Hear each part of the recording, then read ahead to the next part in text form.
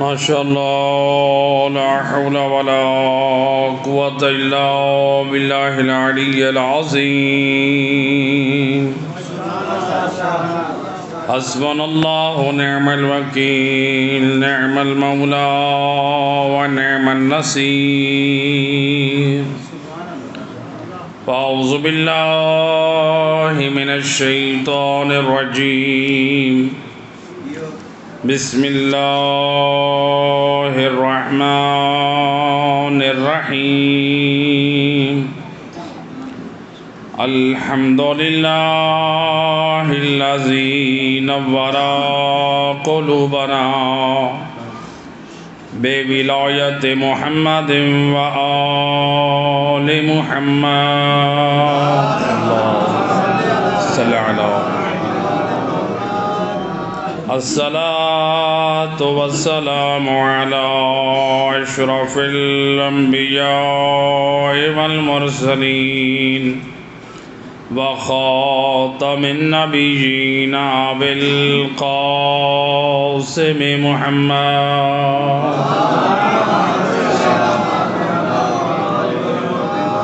وأهل بيت الطيبين الطاهرين المعصومين المظلومين المنتجبين الذين أذهب الله عنهم الرجس وطهرهم تطهيرا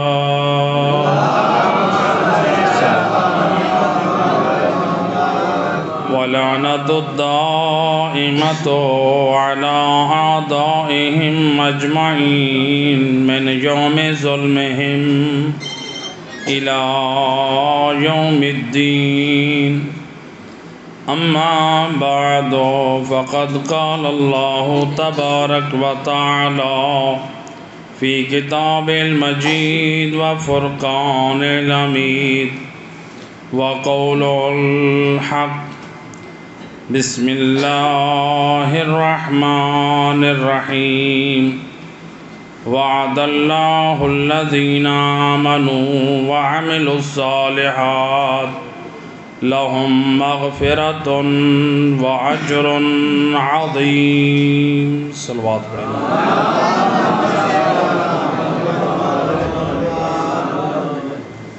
سامعین محترم، قرآن کریم کی جس مختصر آیت مجیدہ کو پڑھنے کا شرف حاصل کیا ہے، اللہ اپنی لا ریب کتاب میں ارشاد فرما رہا ہے وعد اللہ الذین آمنوا وعملوا الصالحات۔ اللہ فرماتا ہے اے قرآن پہ ایمان رکھنے والو، مجھ اللہ کا وعدہ ہے ان لوگوں سے جو ایمان والے ہیں اور عمل صالح بجا لانے والے ہیں۔ میرا اللہ تیرا وعدہ کیا ہے؟ فرمایا لہم مغفرۃ و اجر عظیم۔ میں اللہ کا وعدہ یہ ہے میں اللہ ان کو بخش بھی دوں گا اور اجر بھی عظیم عطا کروں گا۔ اللہ نے وعدہ کیا دو چیزوں کا، بخش بھی دوں گا اور اجر عظیم بھی۔ کس کو دوں گا، کس کو بخشوں گا؟ شرط ہے، اللہ بیان کر رہا ہے میرا وعدہ ہر ایک سے نہیں ہے، اس سے ہے جو ایمان والا ہو اور عمل صالح بجا لانے والا ہو۔ اب ایمان والا کون ہے؟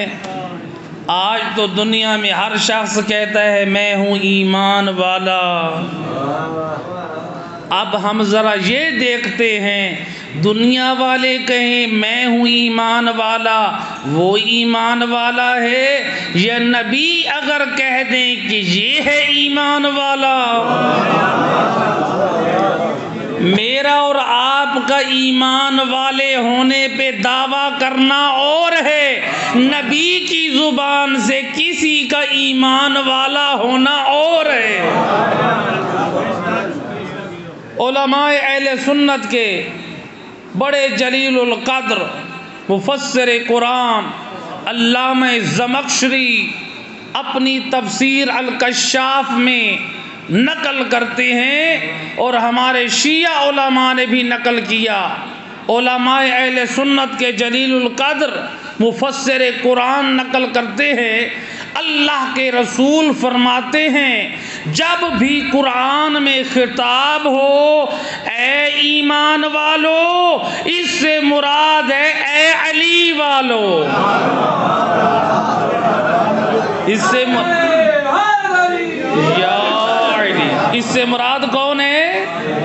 علی والو۔ گویا اللہ بتا رہا ہے میرا وعدہ ہے ان سے جو علی والے ہیں۔ ایک صلوات پڑھتے محمد و اہل بیت اللہ صلی اللہ علیہ محمد۔ اللہ جو وعدہ کر رہا ہے پہلی چیز کیا ہونی چاہیے؟ علی والا ہونا چاہیے۔ دوسرا فرمایا وَعَمِلُوا الصَّالِحَاتِ، اور عمل صالح بھی بجا لانے والے ہوں۔ اگر میں قرآن کی اس آیت کے اس ٹکڑے کا ترجمہ یوں کروں، اللہ کہتا ہے میرا وعدہ ہے ان لوگوں سے جن کے دلوں میں نور ولایت علی ہو اور وجود میں کردار علی ہو۔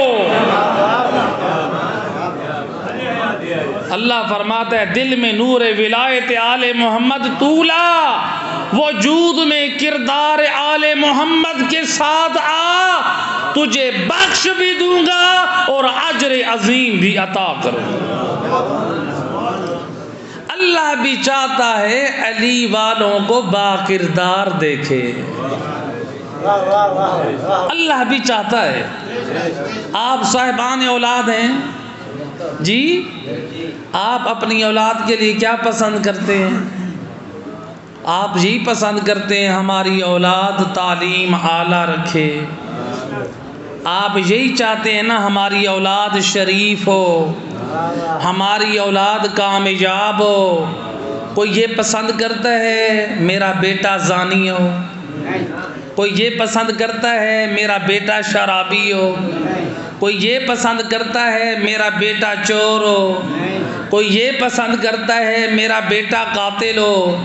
اور میرا دوست تم اور میں پسند نہیں کرتے ہماری اولاد چور ہو، ہماری اولاد زانی ہو، ہماری اولاد شرابی ہو، ہماری اولاد قاتل ہو، ہماری اولاد جواری ہو۔ اور وارث جنت امام کیسے پسند کریں؟ ان کا شیعہ جواری ہو۔ اور وارث جنت امام کیسے پسند کریں؟ میرا شیعہ قاتل ہو، میرا شیعہ بدکار ہو، میرا شیعہ بے نمازی ہو۔ آپ اپنی اولاد کو باکردار دیکھنا چاہتے ہیں، اللہ بھی علی والوں کو باکردار دیکھنا چاہتا ہے، اور وارث جنت بھی اپنے چاہنے والوں کو باکردار دیکھنا چاہتے ہیں۔ صلوات پڑھیں محمد والے۔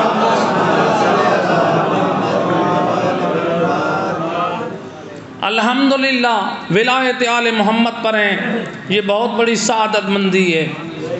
میرے پاس وقت اتنا نہیں ہے اپنے موضوع کو سمیٹ کے پڑھ رہا ہوں، لیکن عظمت امام علی میں آج ہم کہتے ہیں اس کے پاس بینک بیلنس ہے وہ بڑا کامیاب ہے، اس کے پاس جائیدادیں ہیں یہ کامیاب ہے، اس کے پاس گاڑی ہے یہ کامیاب ہے، اس کی اولاد ہو گئی یہ کامیاب ہے، اس کے پاس روپیہ پیسہ اس کامیاب ہے، 4 لوگ جھک کے سلام کرنے والے یہ کامیاب ہے۔ اللہ کے رسول بانی شریعت لسان وحی سے بول کے فرماتے ہیں، اور دنیا پہ ناز کر کے کامیابی کی سند دینے والا میں نبی تجھے بتاتا ہوں، السعید من احب علیا ومات علی حبہ، سن لو مجھ نبی کی نگاہ میں خوش بخت کامیاب وہی ہے جو علی کا حبدار بھی ہو اور موت بھی علی کی محبت پہ آ جائے۔ نبی فرماتے ہیں میری نگاہ میں یہ ہے معیار کامیابی، میری نگاہ میں یہ ہے معیار سعادت۔ آج ہمارے گھروں میں، اکثر گھروں میں عام عورتیں اپنے بچوں کو کیا کہتی ہیں؟ یہ بڑا بدبخت ہے۔ کہتی ہیں کہ نہیں کہتی؟ عورتیں گھروں میں کہتی ہیں فلاں بدبخت ہے، لوگ بھی کہتے ہیں یہ فلاں بڑا بدبخت ہے، تو بدبخت ہے، وہ بدبخت ہے۔ نبی فرماتے ہیں او بدبختی کی تمغہ اور سند دینے والا، یہ تیری نگاہ میں لاکھ کوئی بدبخت ہو، میں بتاتا ہوں نگاہ مصطفیٰ میں بدبخت کون ہے؟ میں اور آپ کسی کو بدبخت کہیں یہ اور ہے، اور سید الرسل اپنی پاک زبان سے کسی کو بدبخت کہہ دیں یہ اور ہے۔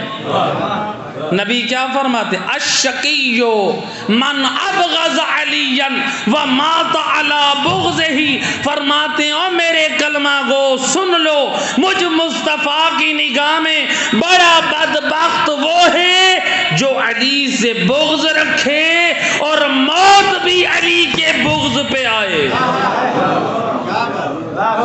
نبی نے بتا دیا مال یا علی، نبی نے سمجھا دیا مال ہو، جائیدادیں ہو، اولاد ہو، بینک بیلنس ہو، زمینیں ہوں، کاریں کوٹھیاں ہوں، سب کچھ ہو، لیکن دل میں علی اور اولاد علی کی محبت نہیں ہے، فرماتے اس سے بڑا کائنات میں بدبخت نہیں ہے۔ شکر کر اللہ نے بے مانگے محبت علی عطا کی، اس محبت علی کی قدر کر، اس کی حفاظت کر۔ بازار سے 100 روپے کی چیز لے کر آتے ہیں تو اس کی بڑی حفاظت کرتے ہیں۔ اور میرا دوست یہ نور ولایت آل محمد تو وہ قیمتی نور ہے اور جس کے صدقے اللہ نے تجھے جنت عطا کرنی ہے، اور جس نور ولایت کے صدقے میں اللہ نے میرے اور تیرے اعمال قبول کرنے ہیں، کہ جب تک محبت آل محمد نہ ہو اس وقت تک کوئی عمل قبول نہیں ہوتا۔ ایک صلوات پڑھ دے محمد لہٰذا آل محمد کی شان ہے، آل محمد کی عظمت ہے۔ کسی نے پوچھا امام سے مولا آپ کو کس وجہ سے لوگوں پہ فضیلت دی گئی؟ سوال ہے کہ نہیں ہے؟ اے فرزند رسول آپ لوگوں کو فضیلت اور عظمت لوگوں پہ کیوں بخشی گئی؟ امام فرماتے ہیں اس لیے کہ اللہ کی کائنات میں اس کی کتاب کے قرآن کے اگر وارث ہیں تو ہم اولاد رسول ہیں۔ قرآن کے وارث ہم اہل بیت ہیں، وارثان قرآن ہونے کی نسبت ہمیں دوسروں پہ فضیلت اور فوقیت ہے۔ اور میرا دوست امام یہی سمجھا رہے ہیں، دیکھ اپنی عظمت کو بھی اگر بیان کر رہے ہیں تو قرآن سے نسبت دیتے ہوئے، لہذا امام اپنی عظمت اور فوقیت کو قرآن سے نسبت دیں تو یہی سمجھا رہے ہیں اے آل محمد کا چاہنے والا تو اپنی زندگی میں قرآن کا احترام کر، اپنی زندگی میں قرآن کی تعظیم کر۔ یہ ماہ رمضان المبارک آ رہا ہے جو آغاز ہونے والا ہے، تلاوت قرآن کریں گے، روایات میں ملتا ہے ہر حرف کے بدلے اللہ ایک ختم قرآن کا ثواب عطا کرتا ہے، ہر حرف کے بدلے۔ اور میرے 8ویں لال ولایت امام علی رضا علیہ السلام، اللہم صل۔ امام ماہ رمضان میں 40 ختم قرآن کرتے تھے، 40 ختم قرآن۔ ذرا ہم دیکھیں ہمارے زندگی میں کتنا قرآن پڑھیں اور قرآن کو ترجمے کے ساتھ پڑھیں کہ دیکھیں اللہ قرآن میں ہم سے چاہتا کیا ہے۔ ورنہ ایسا نہ ہو ہم قرآن پڑھیں اور قرآن پر عمل نہ کریں تو پھر سید الرسل فرماتے ہیں رب تعلیل القرآن والقرآن یلعنہ، بعض قرآن پڑھنے والے ایسے بھی ہیں جن پر قرآن لعنت کرتا ہے۔ کہ وہ کون ہیں؟ جو قرآن تو پڑھے لیکن قرآن پہ عمل نہ کرے۔ اور میرا دوست قرآن پڑھ ماہ رمضان میں، لیکن ہر آیت کو دیکھ، آیا میں اس آیت پہ عمل کر رہا ہوں؟ اگر میں اور آپ عمل نہیں کر رہے، نبی کی زبانی وہی آیت ہم پر لعنت کر رہے۔ جو قرآن رحمت بن کے آیا وہی قرآن ہم پہ لعنت کرے۔ تو لہٰذا لعنت کا مطلب کیا ہے؟ یہ جو کہتے ہیں ہم اور آپ کسی پہ لعنت کرتے ہیں تو یہ معنی اور ہے۔ لعنت کا مطلب ہے رحمت خدا سے دوری۔ جب نبی اور امام لعنت بھیجتے ہیں یا اللہ لعنت بھیجتا ہے، رحمت خدا سے دوری کا اعلان ہوتا ہے، یعنی رحمت خدا سے دور، گویا یہ شخص جہنمی ہے۔ لہٰذا ہماری زندگی میں کوئی عمل ایسا نہ ہو جو ہمیں رحمت خدا سے دور کر دے، جس کی وجہ سے ہمارے کردار کی وجہ سے ہم پہ لعنت پڑے۔ روایت ہے رسول اللہ کے صحابہ مسجد النبوی میں موجود ہیں، سید الرسل ممبر پہ چڑھ رہے خطبہ دینے کے لیے، پہلی سیڑھی پہ قدم رکھا، سید الرسل نے لسان وحی سے فرمایا آمین۔ دوسری سیڑھی پہ قدم رکھا، فرمایا آمین۔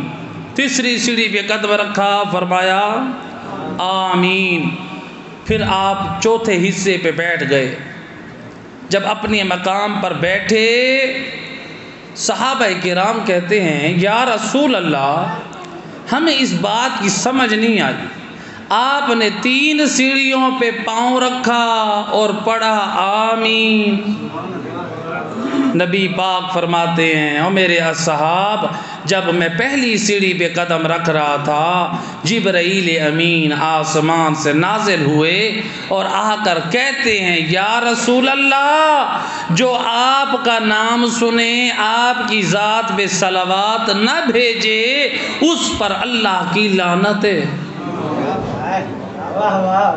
جو آپ کا نام سنے اور آپ کی ذات پہ صلوات نہ بھیجے اس پر اللہ کی لعنت ہے۔ اور سید الرسل فرماتے ہیں ابخل الناس، دنیا میں سب سے بڑا بخیل وہ ہے جو مجھ مصطفیٰ کا نام سنے میری ذات پہ صلوات نہ بھیجے۔ صلوات پڑھیں مل کے، اللہ صلی اللہ۔ نبی نے پھر دوسرے مقام پہ فرمایا اضل الناس، فرماتے ہیں کائنات میں سب سے زیادہ گمراہ وہ ہے جو میرا نام سنے میری ذات پہ صلوات نہ بھیجے۔ سید الرسل کی ذات اتنی مبارک ہے، یہ نبی پاک پر صلوات بھیجا کرے۔ جو آپ عام طور پہ لوگ جا رہے ہوتے ہیں گاڑی پہ، سائیکل پہ، پیدل واک کر رہے ہیں، اپنی زبان کو آل محمد کے ذکر سے، درود سے، اس سے تر رکھیں، درود سے تر رکھیں تاکہ زندگی میں آسانیاں آئیں۔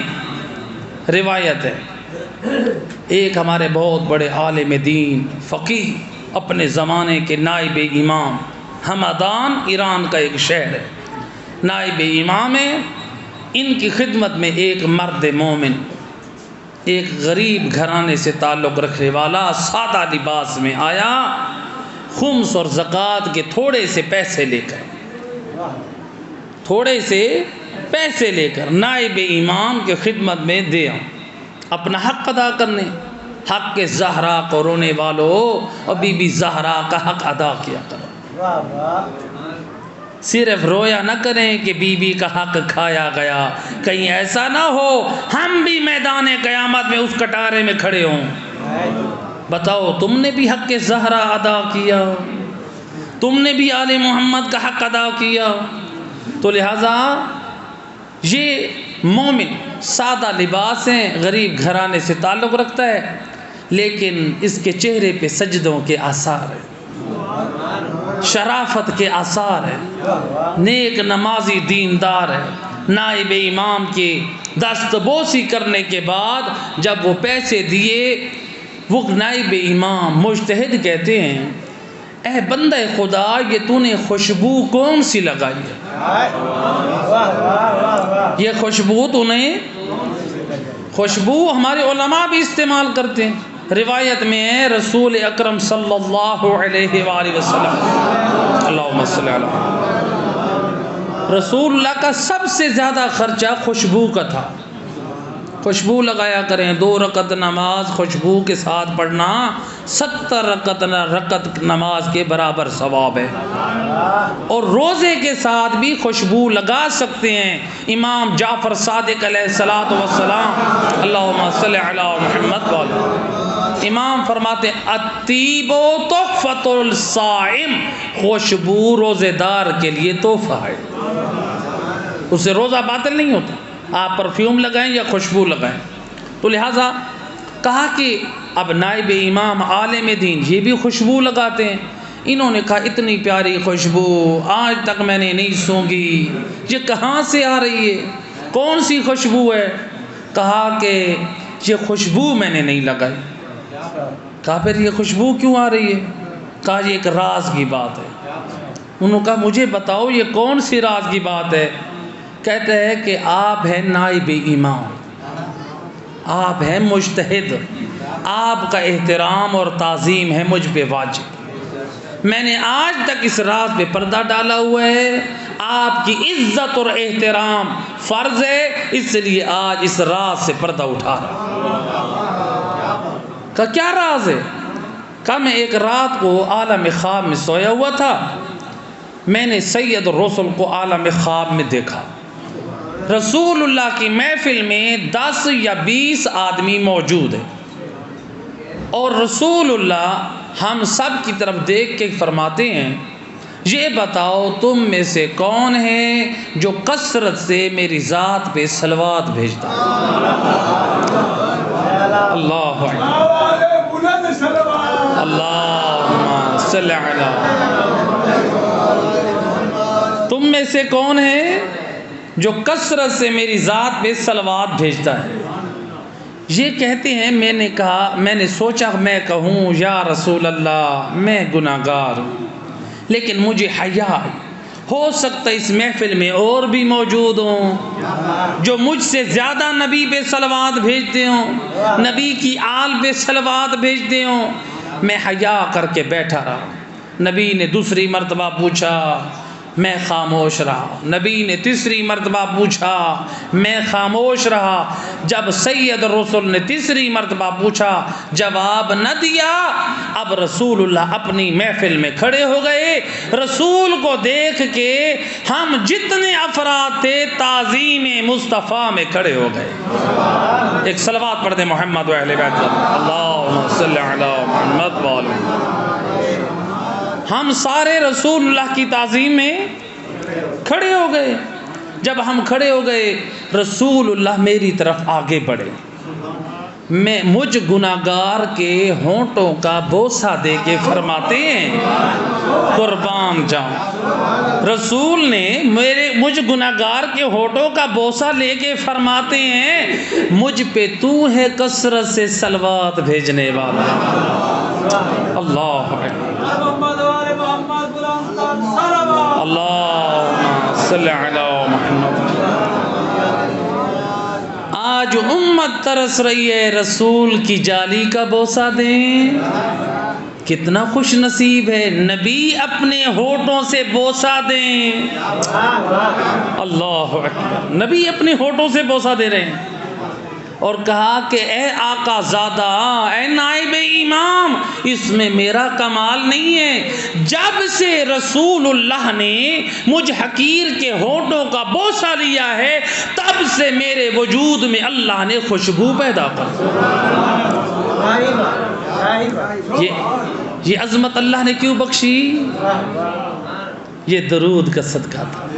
اور میرا دوست اپنی خلوتوں کو درود کے ذریعے پاک رکھ، پاکیزہ رکھ، دلوں میں طہارت آتی ہے۔ مل کے صلوات پڑھے محمد رحمت اللہم صلی علی محمد وآلہ۔ تو گویا جبرائیل امین، رسول اللہ نے کیا فرمایا؟ جب میں پہلی سیڑھی پہ تھا تو جبرائیل نے کیا کہا؟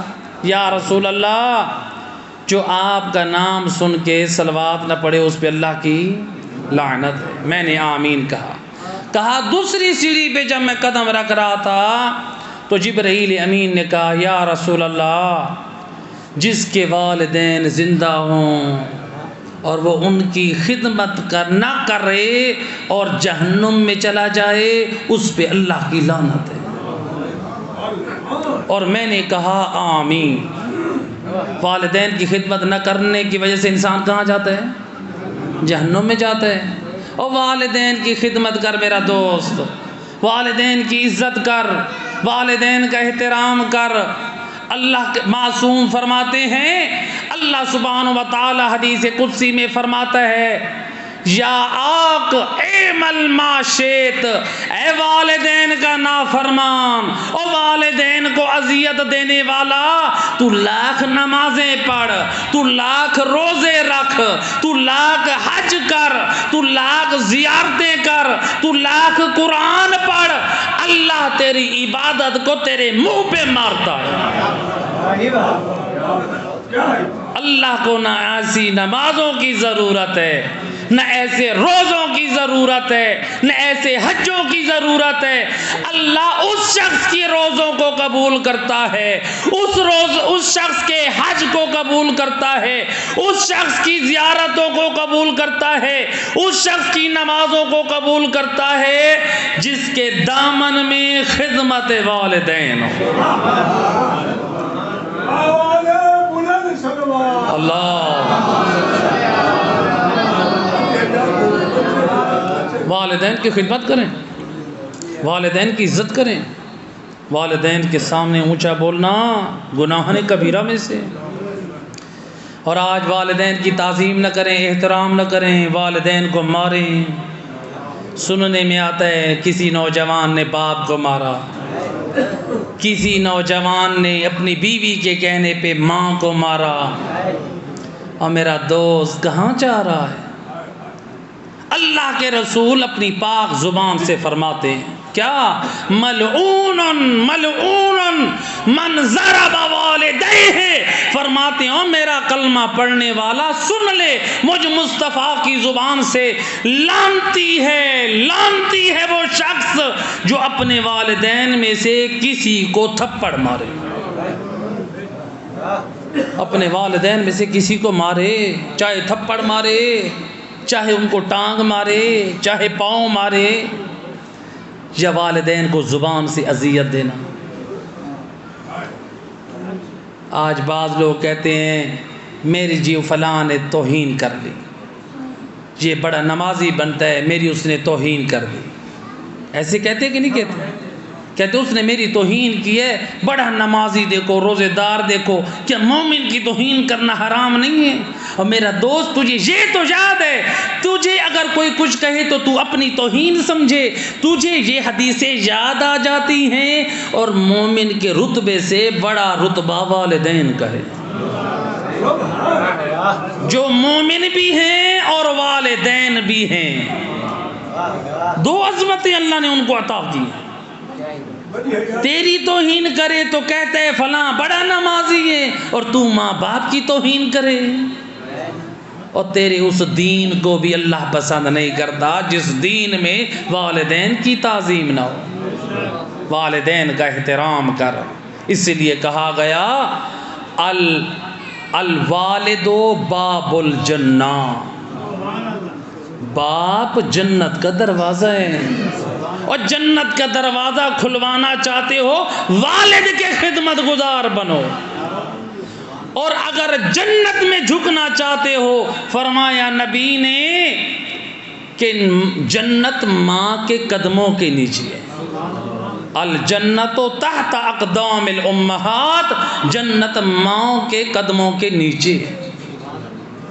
ماں کی خدمت کے ذریعے سے آپ جنت حاصل کر سکتے ہیں، والد کی خدمت کے ذریعے سے آپ جنت کے دروازے سے داخل ہو سکتے ہیں۔ مل کے صلوات پڑھے محمد و اہل بیت۔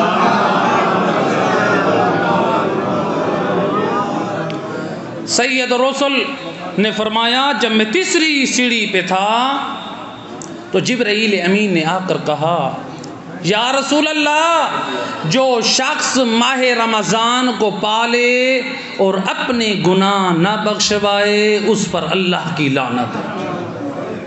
اور نبی فرماتے ہیں میں نے کہا آمین۔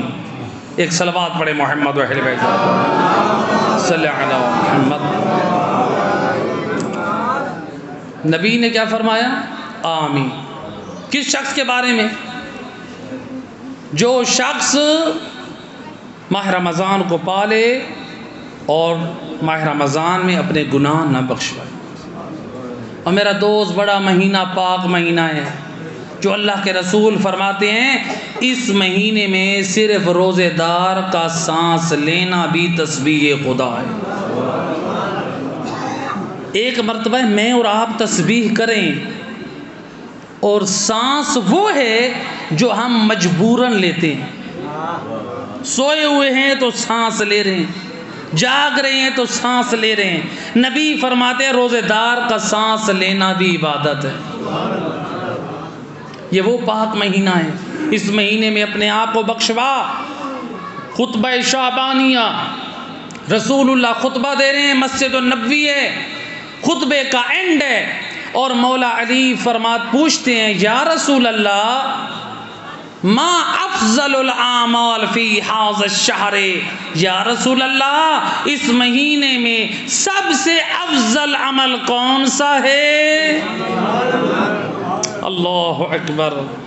نبی کے دین کے وارث نے سوال کیا، نبی نے باب مدینۃ العلم کو جواب دیا، فرماتے ہیں یا ابا الحسن افضل الاعمال فی ھذا الشہر الورع عن محارم اللہ۔ اے علی اس مہینے میں حرام کاموں سے دور رہنا یہ سب سے افضل کام۔ حرام کام،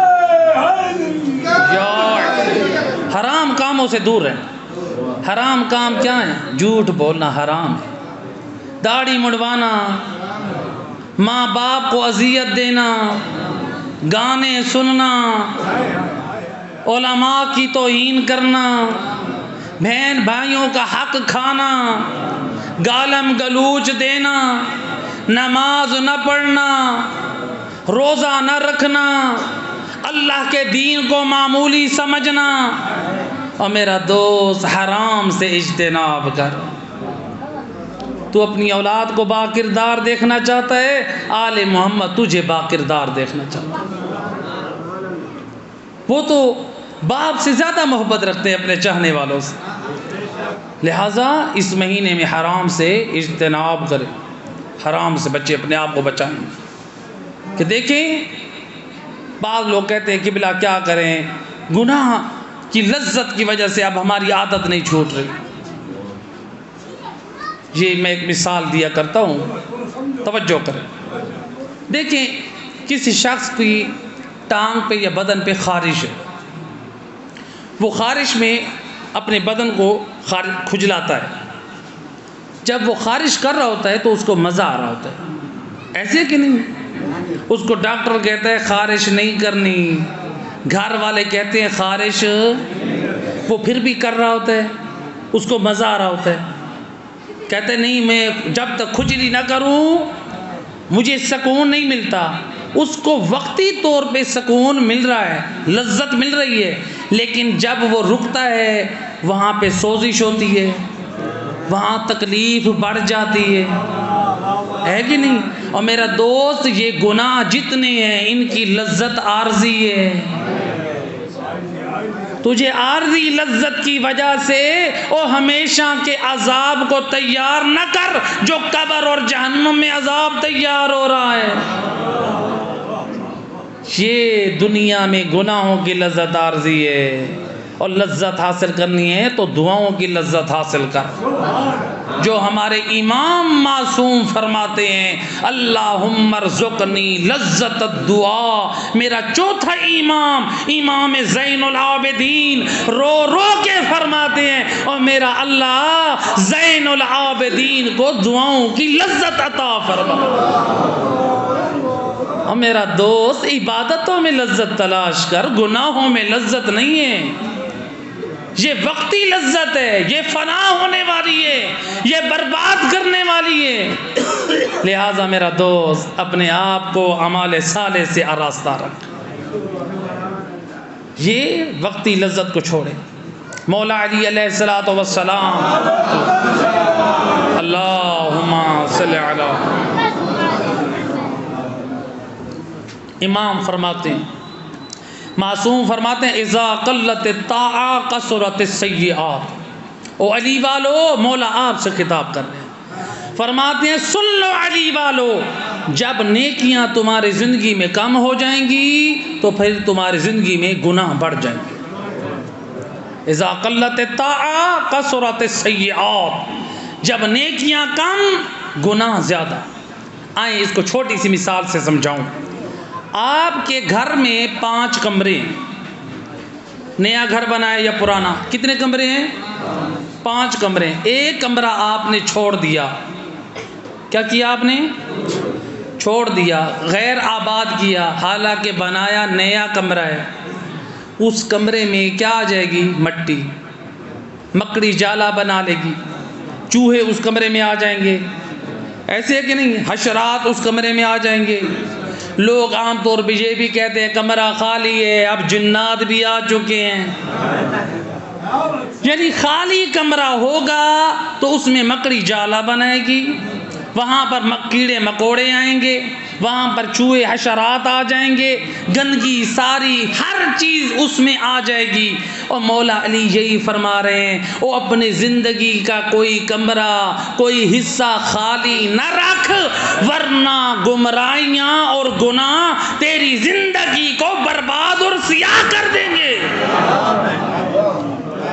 جس طرح تو نے گھر کے کمرے کو غیر آباد کیا، وہ بیٹھنے کے قابل نہیں ہے، اور اگر تو نے اپنی زندگی کو اعمال صالح سے خالی کیا تو نیک اللہ کے نیک لوگ تیرے ساتھ بیٹھنے میں وحشت محسوس کریں گے، اور پھر تو کہتا پھرے گا وہ دیکھو وہ شریف نمازی ہے، میرے ساتھ بیٹھنا پسند نہیں کرتا۔ وہ کیسے بیٹھنا پسند کرے؟ تو اپنے آپ کو اس قابل تو بنا۔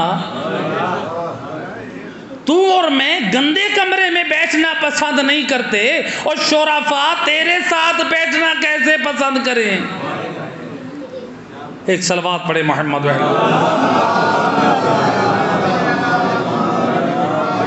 لہذا ماہ رمضان ہے، توبہ کریں، استغفار کریں، اللہ کتنی محبت کرتا ہے۔ اور آخری روایت میں مصائب کی طرف آ رہا ہوں۔ دیکھیں جو شخص سچے دل سے توبہ کرتا ہے، اللہ سے معافی مانگتا ہے، اللہ کتنا پسند کرتا ہے اور ائمہ ہدا کتنا پسند کرتا ہے۔ روایت ہے ابو بصیر امام جعفر صادق علیہ الصلوۃ والسلام، اللہم صلی علی، امام کے صحابی، چھٹے امام کے صحابی، کوفہ میں رہتے ہیں۔ ان کے ہمسائے میں ایک شخص ہے جس کے گھر میں سارا دن ناچنے والی عورتیں مجرا دکھاتی ہیں، اس کے گھر میں شراب چلتی ہے، اس کے گھر میں حرام کاریاں ہوتی ہیں، اس کے گھر میں بیہودہ محافل و مجالس ہوتی ہیں۔ ابو بصیر بار بار اپنے ہمسائے کو سمجھاتے ہیں، واعظ و نصیحت کرتے ہیں، شاید اثر کر جائے۔ ایک دن اس نصیحت کا اثر ہوا، آ کر کہتے ہیں اے ابو بصیر میں بڑا گناہگار ہوں، خطا کار ہوں، تو نصیحتیں کرتا رہا، تیری باتوں نے اثر کیا، اب وارث دین امام صادق سے پوچھ کے بتا مجھ جیسے گناہگار کی کیا توبہ قبول ہے؟ اللہ اکبر۔ مجھ جیسے گناہگار اور مجرم کی توبہ قبول ہے۔ ابو بصیر کہتے ہیں میں حج پر گیا، جب مدینہ واپس آیا وارث دین امام صادق کی خدمت میں پہنچا، امام کو سلام کیا، میں انہیں اس کا سوال پیش کیا، امام علیہ السلام نے سنا، فرماتے ہیں اے ابو بصیر اس سے جا کر کہہ دو، وارث دین فرماتے ہیں تو اپنے گزشتہ کاموں کو چھوڑ دے، تیرے جنت میں جانے کی ضمانت میں امام صادق نے۔ اللہ اکبر۔ اور میرا دوست تو وارثان جنت کا ماننے والا ہے، یہ تو وہ ہیں جو جنت کی ضمانت دینے والے ہیں۔ تو وہ کام سارے چھوڑ دے جو برائیاں ہیں، تیرے جنت کی ضمانت میں دیتا ہوں۔ ابو بصیر آئے، کوفہ کے لوگ ملنے آئے، یہ نوجوان بھی موجود ہے، یہ جانے لگا، روک لیا، رک جاؤ، حجت خدا کا حکم لے کر آئے۔ وقت کا امام سلام بھی پیش کر رہا ہے۔ امام فرماتے ہیں کہ اگر تو اپنی ان غلطیوں کو چھوڑ دے، اپنے آپ کو سدھار لے، تیری جنت کی ضمانت میں دیتا ہوں۔ وہ کہتا ہے یا ابا بصیر باللہ علیہ، تجھے اللہ کی قسم مجھے بتا کیا وارث دین نے یہی کہا ہے؟ اللہ کی قسم کا واسطہ دیا، کہا میں نے جو کہا ہے وہ امام کی طرف سے کہا ہے، کہا بس کافی ہے۔ یہ شخص چلا گیا، پھر اس نے پیغام بھیجا ابو بصیر کو۔ ابو بصیر جب گئے، یہ نوجوان اپنے گھر کے اندر دروازے کے پیچھے کھڑا ہے، کہتا ہے یا ابا بصیر جو حرام مال جمع کیا تھا راہ خدا میں غریبوں میں تقسیم کر دیا۔ اے ابو بصیر اب میرے گھر میں نہ برتن ہے، نہ لباس ہے، نہ کھانے کی چیز ہے، میں نے اللہ کی طرف رجوع کر لیا ہے، وارث دین کے کہنے پہ اب میں اپنے گناہوں پہ معافی مانگ رہا ہوں۔ ابو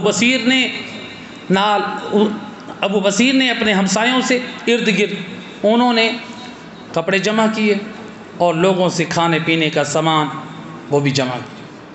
ابو بصیر لے کر اس مومن کے گھر میں آئے، اس کو لباس دیا، برتن، ضرورت کی چیزیں پہنچائیں۔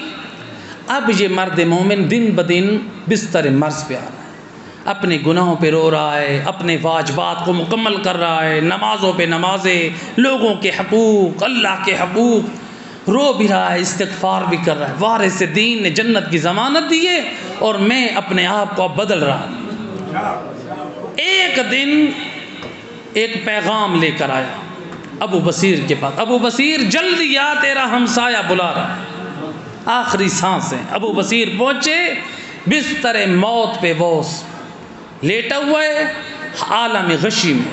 ابو بصیر سرہانے بیٹھے، آنکھ کھولی، وہ جوان جو پہلے گناہگار تھا امام معصوم کے کہنے پہ توبہ کی، آنکھیں کھول کے ایک جملہ کہا یا ابا بصیر قد وفا صاحبک، اے ابو بصیر حجت خدا امام صادق نے اپنا وعدہ سچا کر دیا۔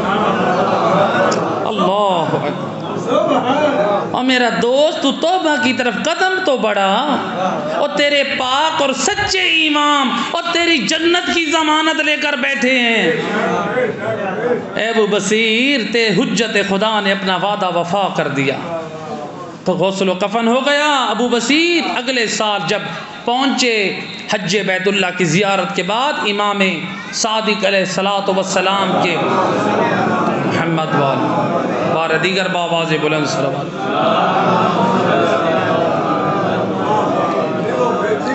مدینہ میں جب پہنچے ابو بصیر کہتے ہیں اجازت لے کہ ابھی میں امام کے گھر کے صحن میں، ابھی میرا ایک قدم اندر تھا، امام اپنے حجرے میں تھے، اپنے کمرے میں تھے، علم امامت سے جان گئے ابو بصیر میرے گھر میں آ چکا ہے۔ اسی کمرے میں امام نے بیٹھ کے آواز دی یا ابا بصیر قد وفینا لصاحبک، اے ابو بصیر ہم نے تیرے پڑوسی سے کیا ہوا وعدہ سچا کر دیا۔ اللہ اکبر۔ اور مومن اوعدی والا آل محمد کے دروازے پہ با کردار بن جائے۔